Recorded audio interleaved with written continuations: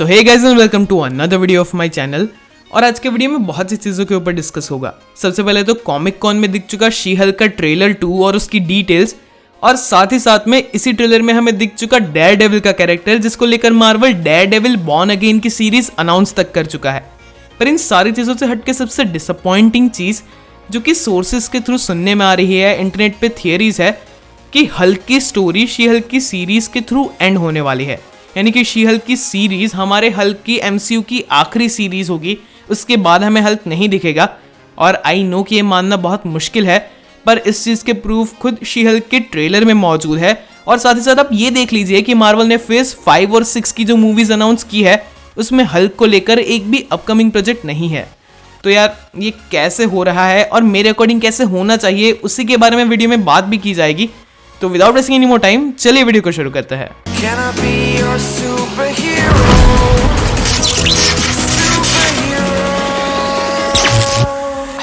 चलिए सबसे पहले शी हल्क के ट्रेलर की बात करते हैं। तो शी हल्क की सीरीज की थीम कुछ ऐसी होगी कि जेनिफर वॉल्टर्स एक लॉयर होगी एंड उसे हल्क की पावर्स मिलेगी। अब उसे हल्क की पावर्स कैसे मिलेगी, तो इसी ट्रेलर में आप एक सूटकेस देख सकते हैं जहां पे कुछ इंजेक्शंस वगैरह है। तो शायद ये सुपर सोल्जर सीरम की तरह ही एक हल्क सीरम है, जिसके थ्रू शी हल्क को अपनी पावर्स मिलेगी। और उसके बाद शी हल्क की जो लॉ फर्म है वो अपना एक ऐसा डिपार्टमेंट खोलेगी जहां पे सुपर पावर्ड बीइंग्स के रिलेटेड केस को हैंडल किया जाएगा, और जेनिफर वॉल्टर्स को वहां पे एज ए लॉयर अपॉइंट किया जाएगा। तो इसीलिए इस वाले ट्रेलर में हमने कहीं सारे मेटा ह्यूमंस देखे, यानी कि सुपर पावर्ड बीइंग्स देखे हैं, और शायद ये कहीं ना कहीं शी हल्क के केसेस के साथ एसोसिएटेड होंगे, और हमें कुछ एपिसोड में अलग अलग तरह के कैरेक्टर्स देखने को मिलेंगे। और डेयरडेविल भी क्योंकि एक लॉयर है, मैट मॉर्डॉक एक लॉयर है, तो इसी तरीके से डेयरडेविल का कैरेक्टर भी इस सीरीज में इन्वॉल्व हो सकता है। शी हल्क के ट्रेलर में बहुत सी इंटरेस्टिंग चीजें हैं, जैसे कि उसका फोर्थ वॉल को ब्रेक करना बिल्कुल डेडपूल की तरह सुपर कूल वे में। पर चलिए उन सब की बातें छोड़ के डेयरडेविल पे आते हैं।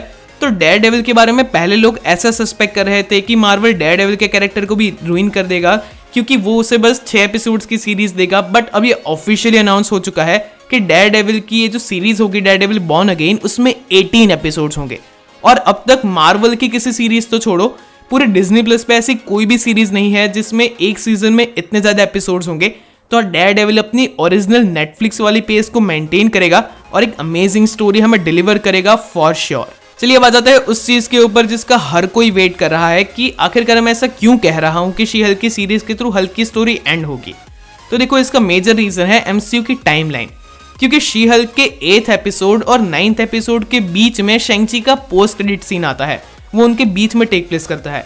और अगर आपको शेंग-ची का पोस्ट क्रेडिट सीन याद होगा तो वहां पे ब्रूस बैनर अपने इंसान वाले फॉर्म में था, यानी कि हल्क ब्रूस बैनर में ट्रांसफॉर्म हो चुका था। पर एंड गेम के बाद से ही और शी हल्क के ट्रेलर के अकॉर्डिंग अब वो प्रोफेसर हल्क बन चुका है, यानी कि वो हमेशा अपने हल्क वाले फॉर्म में रहता है।